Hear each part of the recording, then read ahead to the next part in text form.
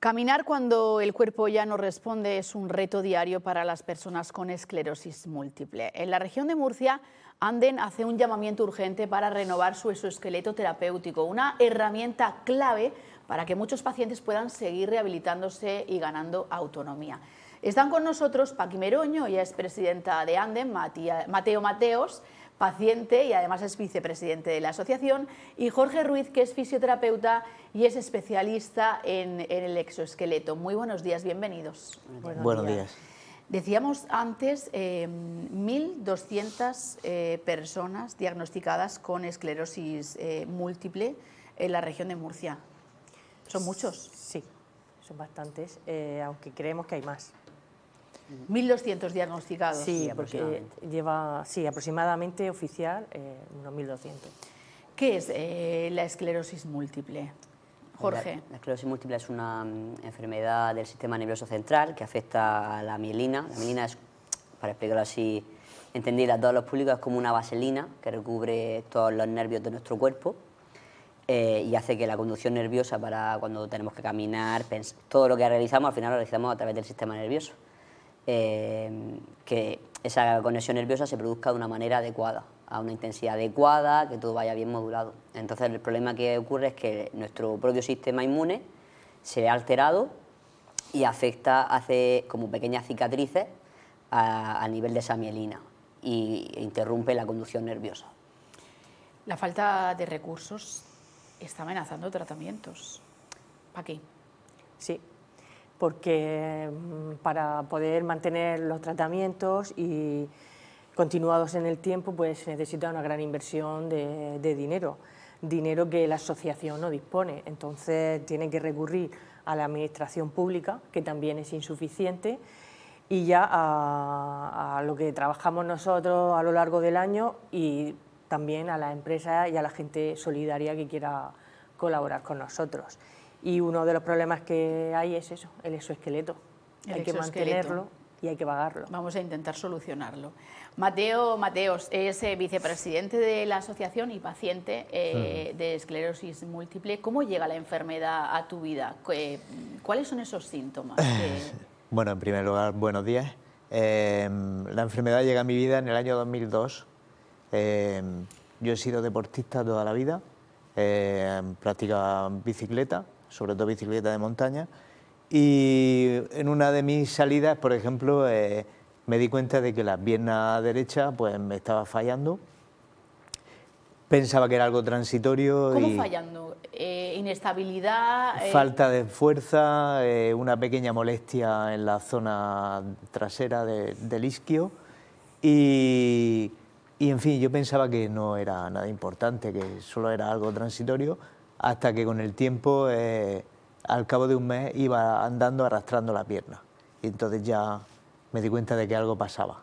Y ya puse en manos de los médicos para ver qué es lo que estaba ocurriendo, y el diagnóstico fue esclerosis múltiple. ¿Cuánto tiempo tardaron en darle ese diagnóstico? Fue muy breve, en cuestión de mes y medio, 2 meses ya estaba diagnosticado. ¿Con qué edad le diagnostica Mateo la esclerosis múltiple? A los 29 años. A los 29 años. Le preguntaba esto porque los datos nos dicen que se da en pacientes cada vez más jóvenes. Jorge, tú estás tratándolos, ¿es así? Sí, el diagnóstico, también lo que pasa ahora es que es más precoz. Antes a lo mejor había gente que tenía esclerosis múltiple de los 20 y tantos. La edad de diagnóstico suele ser una edad adulto joven, entre los 20 y tantos, los 30 y tantos largos, incluso 40. Es lo más común, pero el problema es que mucha gente a lo mejor que anteriormente le haya pasado cosas y le daba, me ha pasado esto, no le daba pero importancia. Bueno, no ha sido nada, se me ha quitado. Y luego cuando ya le ha pasado, ha tenido alguna lesión que ha afectado a algo más importante, como una pierna que te falle, que no puedes caminar, pues ya te asustas y vas al médico. Ya es cuando empiezan a hacer pruebas y diagnostican. Hay gente que a lo mejor luego te empiezas a mirar hacia atrás y ves que a los 20 y tantos les pasó cosas y a los 40 y tantos ha sido cuando han sido diagnosticados, muchos de ellos. Pero los datos nos dicen que en los últimos 5 años, aparte de ese diagnóstico precoz, la incidencia de esclerosis múltiple ha crecido un 20%. ¿Para qué? Pues sí, pero creemos que también es debido a eso, a que los diagnósticos se hacen muy rápido, de forma precoz. Ahora, en cuestión de una semana o dos, tienes un diagnóstico, porque hay síntomas que son muy llamativos y que ya cuando te aparecen ciertos síntomas y se lo comentas a un médico, ya tiene el protocolo y te manda todas las pruebas que necesitas para hacer un diagnóstico. Hay un nuevo estudio que nos dice, han salido estudios de este tipo durante muchos años, pero parece que se confirma que relaciona la esclerosis múltiple con el virus de Epstein-Barr, la mononucleosis infecciosa, conocida popularmente como la enfermedad del beso, ¿no? ¿Qué creéis?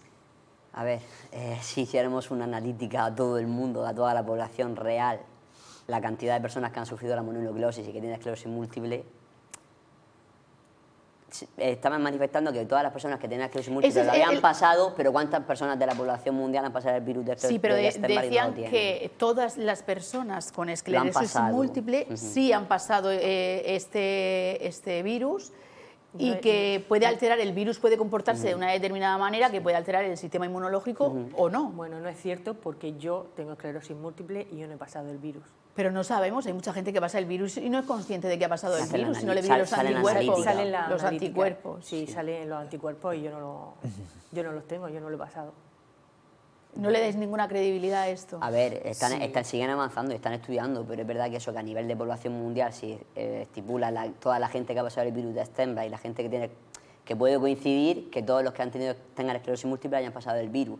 Pero hay muchísima gente que ha pasado el virus de Epstein-Barr y no tienen esclerosis múltiple, es lo que queremos llegar. A lo mejor alguien lo ha pasado ahora y está muerto de miedo pensando, voy a tener esclerosis múltiple porque he pasado el virus de Epstein-Barr, que es la mononucleosis. Pero no tiene por qué ser que si lo pasas tengas esclerosis, es lo que queremos llegar. Si tuviese una relación, ¿podría abrir quizá una puerta a nuevos tratamientos? Vemos un poco más con ello el origen, ¿no? Que hay detrás de la enfermedad, y podría ser incluso beneficioso. Sí, ahora se está investigando también fármacos que van también a intentar regenerar mielina, que al final es lo que se produce. Están investigando cuál es no me sale ninguna palabra. ¿Cuál es el antígeno, el anticuerpo que genera esas lesiones? Porque de cada persona también hay uno que le activa a uno y a otro. Entonces están investigando por esa rama para intentar regenerar mielina. Entonces, en pacientes que están siendo diagnosticados ahora mismo es súper prometedor, porque si tú tienes una lesión pequeñita y enseguida te meten esa medicación y conseguimos regenerar, la cicatriz no se va a quedar tan grande y tu afectación neurológica en principio debería ser menor. Mateo, ¿cómo ha cambiado tu vida desde que te diagnostican con 22 años? 29. Con 29 años la esclerosis múltiple. ¿Cómo ha avanzado la enfermedad?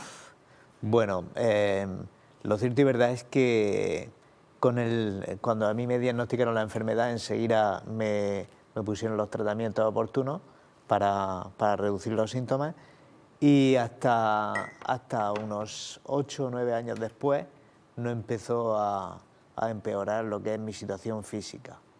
Hasta ese momento yo llevé una vida normal, sin ningún problema. Sí que es cierto que tuve que dejar algunos de mis hobbies, como la bicicleta, como salir a correr, pero bueno, es una cuestión de adaptarse a las circunstancias y ya está. Hacía otro tipo de deporte y ya está. Pero sí que es cierto que hasta unos 8 o 9 años después, que se agravó ya bastante mi enfermedad, yo prácticamente hacía una vida normal, sin ningún problema. Luego ya, si ya tenía dificultades a la hora de caminar, tuve que utilizar ya muletas, y bueno, y en 2021, que tuve un accidente doméstico, me fracturé el fémur y ya en consecuencia pues acabé ya en silla de ruedas, porque no sufrió solamente la pierna, sino que sufrió también el cuerpo entero. ¿Y a nivel psicológico? Bien. A nivel psicológico, bien. Gracias a Dios no he tenido... La verdad es que yo acepté la enfermedad desde el minuto cero. O sea que simplemente vi que era un cambio de ciclo y que tenía que adaptarme a las circunstancias y que tenía que seguir viviendo. Si es que no queda otra. Pero para eso uno tiene que prepararse. Pues, pues la verdad es que no lo sé.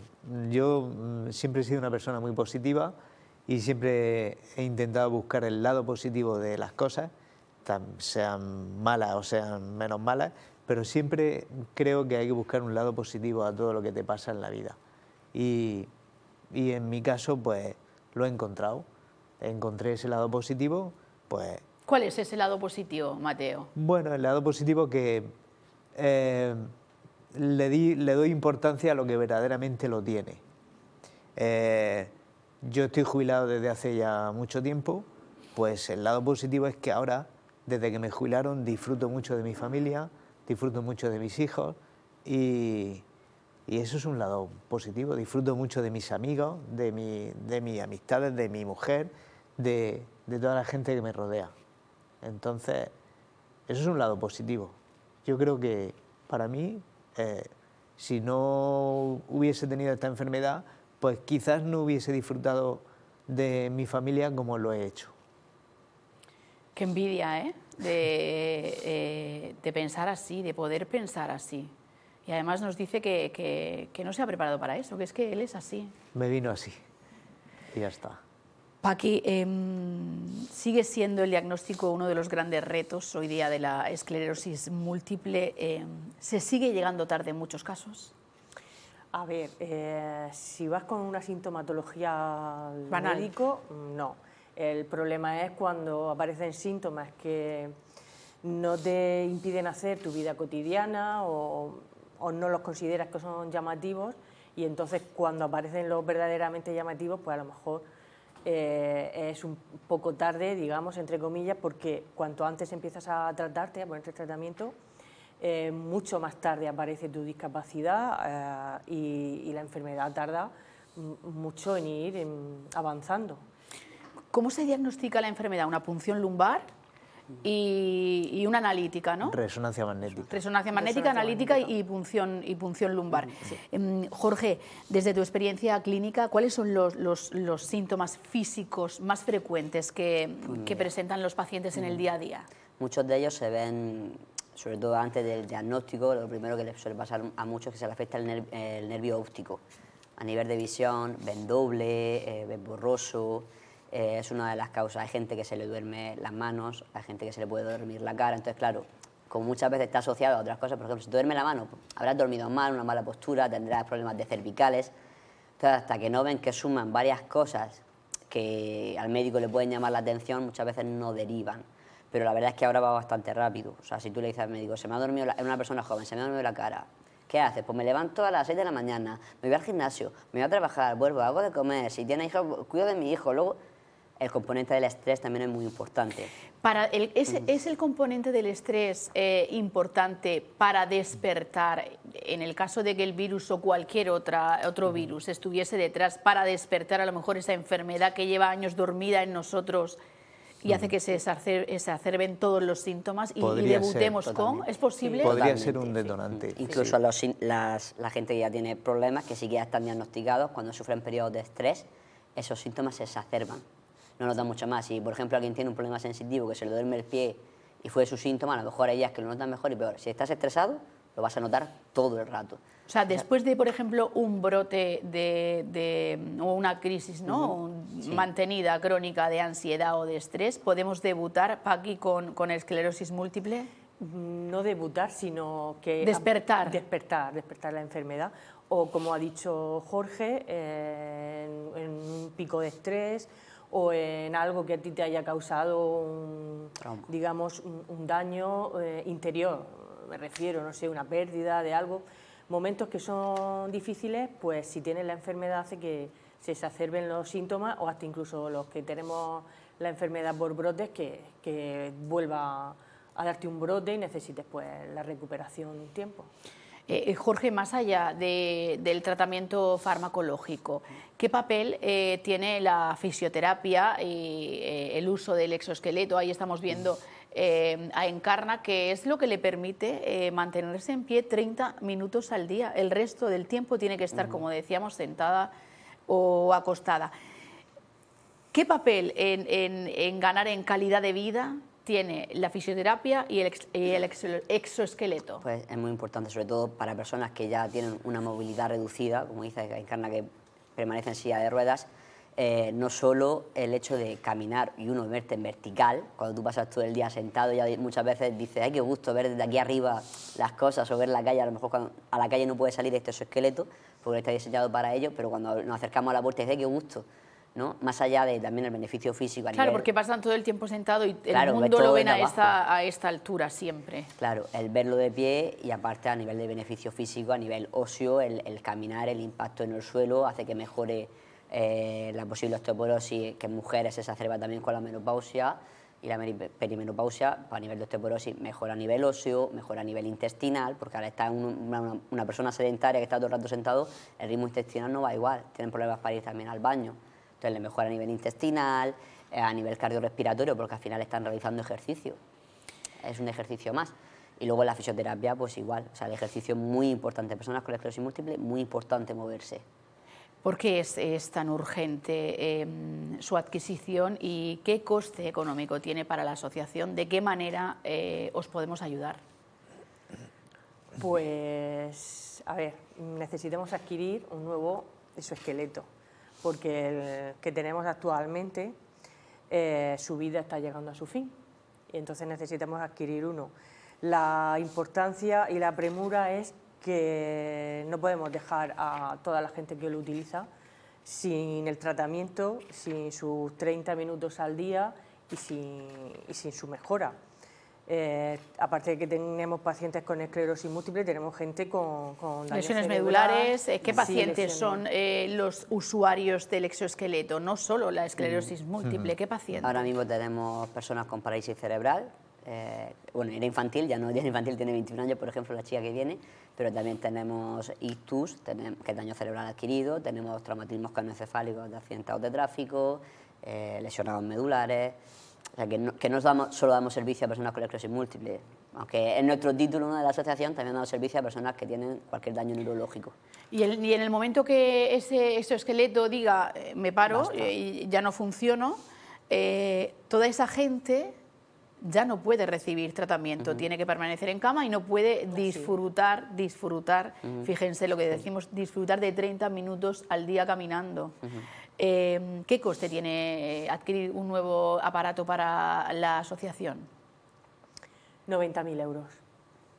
Y necesitamos pues la ayuda de toda la gente, la solidaridad de los murcianos, de las murcianas, de los empresarios, empresarias, y además recordarle que un donativo luego se descuenta en el IRPF, tienen devolución, por lo cual a nosotros nos hace un mundo y al resto de la gente pues también les ayuda como en su empresa, en su forma de solidaridad, y luego pues eso, que no van a perder el dinero, no solo porque recuperen parte, sino porque... Que nos puede pasar a cualquiera, que mañana nos puede tocar a Claro. nosotros o a nuestros hijos o a cualquier persona de nuestro entorno, claro, y podamos va hacer uso de... Exactamente, y gente, y no quitarle a la gente esto que ya tenemos. Aquí, dinos cómo podemos pues colaborar, cómo podemos hacer ese donativo. Pues mira, hemos creado una web, ¿vale?, que se llama ungranpaso.es, y ahí viene toda la información del exoesqueleto y puedes hacer un donativo directamente desde ahí. Pero también directamente una transferencia bancaria, Bizum, cualquier actividad que quieran hacer recaudatoria para que podamos recaudar ese dinero. O sea que no es necesario, si no puedes aportar dinero económicamente, pero sí puedes hacer algún tipo de actividad solidaria, lo que sea, para recaudar dinero. Aquí, si cada murciano pusiese 50 céntimos, ¿cuántos exoesqueletos se podrían comprar? 50 céntimos. Pues, Que eso no es dinero. No, por eso. Yo les invito a que donen 1 euro cada murciano, 1 euro. Vamos a por ello, vamos a ver si lo conseguimos. Un Bizum a nuestra asociación. Mateo, antes de marcharnos, un mensaje para toda esa gente que no solo está afectado por esclerosis múltiple, sino para toda esa gente que ahora mismo está pasando una enfermedad que no le permite hacer una vida normal. ¿Cómo los preparamos? ¿Cómo estás preparado tú? Bueno, yo lo he dicho en otras ocasiones, que la vida es un regalo, que debemos de aprovecharlo, que esto simplemente es un ciclo, que no es el final, que podemos hacer todo lo que nos dé la gana, todo lo que queramos, que las herramientas ya las pone la sociedad y que hay que seguir adelante. Hay que seguir adelante. Sí. Paqui Meroño, presidenta de Anden, Mateo Mateos, paciente y vicepresidente, y Jorge Ruiz, fisioterapeuta especializado en el exoesqueleto. Gracias por acompañarnos en este informativo matinal y que consigáis todo lo que os haga falta, pero principalmente ese exoesqueleto que les permita, pues, a los pacientes que lo necesitan seguir rehabilitándose. Gracias. Gracias. Muchas gracias a Muchas vosotros gracias por a darnos vosotros. voz y por invitarnos. Es vuestra casa.